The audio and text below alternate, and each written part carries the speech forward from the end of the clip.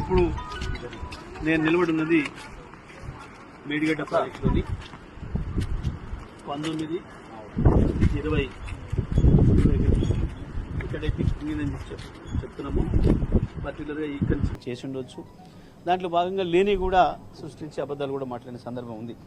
కానీ దురదృష్టం ఏంటంటే వాళ్ళ దుర్మార్గ రాజకీయాల కొరకు రైతాంగాన్ని బలి చేస్తున్నారు. ఈ మేడిగడ్డ మీద మనం ఎక్కడైతే చూపిస్తే అది 21వ పిల్లర్. 21వ పిల్లరు దగ్గర ఏదో చిన్న హోల్ పడింది, రంధ్రం పడింది అని చెప్పి దాంతోనే అది కొంచెం కుంగిందని చెప్పి దానికి మొత్తం కాళేశ్వరం ప్రాజెక్టే కొట్టుకోపోయి ప్రపంచంలో అతిపెద్ద లిఫ్ట్ ఇరిగేషన్ ప్రాజెక్ట్ అని నేను చెప్పడం కాదు. డిస్కవరీ ఛానల్ కూడా డిస్కవరీలో వేసి ఇగో ఇది లిఫ్టింగ్ ఎ రివర్ అంటే ఒక నదినే కేసీఆర్ గారు 80 మీటర్ల నీటి మట్టం నుంచి 618 మీటర్లు ఎత్తిపోసిండు మల్టీ స్టేజ్ ద్వారా. ఇది అద్భుతమైన ప్రాజెక్టు, ప్రపంచంలోనే అతిపెద్ద లిఫ్ట్ ఇరిగేషన్ అని డిస్కవరీ లాంటి సంస్థలు చెప్తా ఉన్నాయి. అమెరికాలో ఉండే America society for civil engineers మమ్మల్ని పిలిచి మరీ ఇంత అద్భుతమైన ప్రాజెక్టు వాళ్ళ సందర్శనకు వచ్చి చూసి అక్కడే పిలిచి మరీ అవార్డులు ఇచ్చినారు. ఒక 100 భాగాలు 100 కంపోనెంట్లు ఉండే ప్రాజెక్టులో ఒక చిన్న సమస్య మేడిగడ్డలో జరిగితే, పిల్లర్ నెంబర్ 21 బ్లాక్ 7లో చిన్న సమస్య జరిగితే ఇవాళ మేడిగడ్డ కొట్టుకపోయింది, మేడి పండు అయిందని వీళ్ళు చేసిన ప్రచారం అంతా పటాపంచలైందని ఇవాళ ప్రజలే మాట్లాడుతున్నారు. సోషల్ మీడియాలో ప్రజలే ఇవాళ స్పష్టంగా చెప్తా ఉన్నారు. ఇవాళ ఇక్కడ వచ్చిన తర్వాత లక్ష్మీ పంప్ హౌస్లో మేము ఎస్సీ గారు, ఈ గారు, వాళ్ళ అధికారుల బృందం, డిఈలు, ఏఈలు వాళ్ళందరితో అన్ని విషయాలు తెలుసుకున్నాం. మేము ఇంజనీర్లం కాదు, వాళ్ళకి తెలుసు కదా. అడిగినాం ప్రాజెక్టు అంతా సవ్యంగా ఉందా? ఉంది సార్ అన్నారు. నీళ్లు లిఫ్ట్ చేయవచ్చా? చేయవచ్చు. ఇప్పుడు నీళ్లు ఎంత మినిమం ఎంత ఎన్ని క్యూసెక్కుల ఇన్ఫ్లో ఉంటే చేయవచ్చు అని అడిగితే, సార్ ఇవాళ 9,60,000 క్యూసెక్కులు ఇవాళ ఇన్ఫ్లో ఉంది, కేవలం 30,000 క్యూసెక్కులు ఉంటే చాలు పంపులు నడపొచ్చు.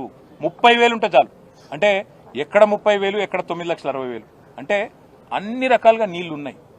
ఉన్నప్పటికీ కేవలం లేనిదల్లా రాజకీయ నిర్ణయం మాత్రం. రాజకీయ నిర్ణయం తీసుకొని ఒక బటన్ ఒత్తితే ఇవాళ మీకు ఎండుతున్న సింగూరులో నీళ్లు లేవు, నిజాం సాగర్లో నీళ్లు లేవు, ఎస్ఆర్ఎస్పీలో నీళ్లు లేవు. అవి కూడా నింపొచ్చు, గతంలో కట్టిన వాటిని స్థిరీకరించవచ్చు దాని కింద ఉండే ఆయకట్టు.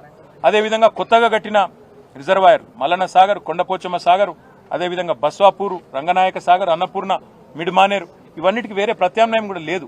పైకున్న వాటికి, మిడ్మానేరు పైన ఉన్న వాటికి వేరే ప్రత్యామ్నాయం లేదు. కాబట్టి మనం చేయవలసిందల్లా ఇప్పుడు ప్రభుత్వాన్ని డిమాండ్ చేయడం.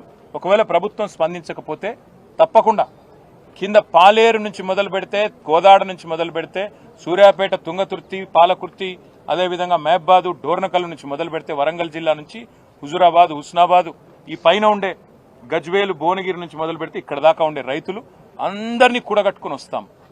వచ్చి నీళ్లుండంగా ఎందుకు నీళ్ళు ఎత్తిపోస్తలేరో నిలదీస్తాం. పంపులు ఆన్ చేసి నడిపించి చూపెడతామనే మాట.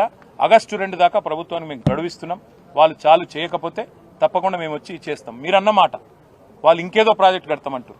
వాళ్ళు ఏది కట్టుకున్నా మాకు అభ్యంతరం లేదు, కానీ అది అయ్యే పని కాదని మీకు తెలుసు, నాకు తెలుసు. ఎందుకంటే గతంలో మహారాష్ట్రలో కాంగ్రెస్ ప్రభుత్వం ఉండే, అప్పుడు కిరణ్ కుమార్ రెడ్డి గారికి ఆనాడున్న మహారాష్ట్ర ముఖ్యమంత్రి, కాంగ్రెస్ ముఖ్యమంత్రి పృథ్వీరాజ్ చౌహాన్ అనుకుంటా, ఆయనే ఉత్తరం రాసిండు, నువ్వు 152 మీటర్ల మీద కడితే నేను ఒప్పుకోను, నువ్వు దాన్ని తగ్గించాలి, లేకపోతే మహారాష్ట్రలో ముంపు ఉంటుందని చెప్తే కూడా ఈయన వినలేదు.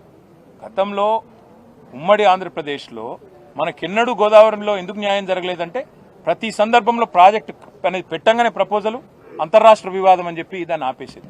అందుకే కేసీఆర్ గారు ఆలోచించి మహారాష్ట్ర పోయి వాళ్ళతో ఒప్పందం చేసుకొని వాళ్లకు ముంపు లేకుండా చేసి ఒక అద్భుతమైన మేడిగడ్డ లాంటి పాయింట్ పట్టుకొని, ఇవాళ మీరు గమనించండి, పైన మీరు కరీంనగర్ నుంచి మాతో పాటు చాలా మంది మిత్రులు వచ్చిండ్రు, రిపోర్టర్లు వరంగల్కి వెళ్ళి వచ్చారు. కరీంనగర్లో నీళ్లు లేవు, వరంగల్ నీళ్లు లేవు, పైన నిర్మల్ల నీళ్లు లేవు, మొత్తం ఫ్లడ్ ఫ్లోలో అసలే నీళ్లు లేవు.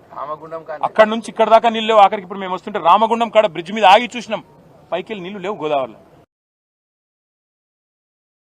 మేడిగడ్డ కాడ అద్భుతంగా ఇవాళ 10 లక్షల క్యూసెక్ల నీళ్లు ఒక వరదలాగా కిందికి ఉగ్ర రూపంతో పోతా ఉంది.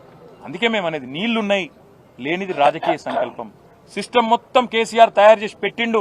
మీరు ఒక బటన్ ఒత్తితే ఇలా గజ్వేల్లో, అక్కడ భువనగిరి, ఆలేరులో నీళ్లు వస్తాయి.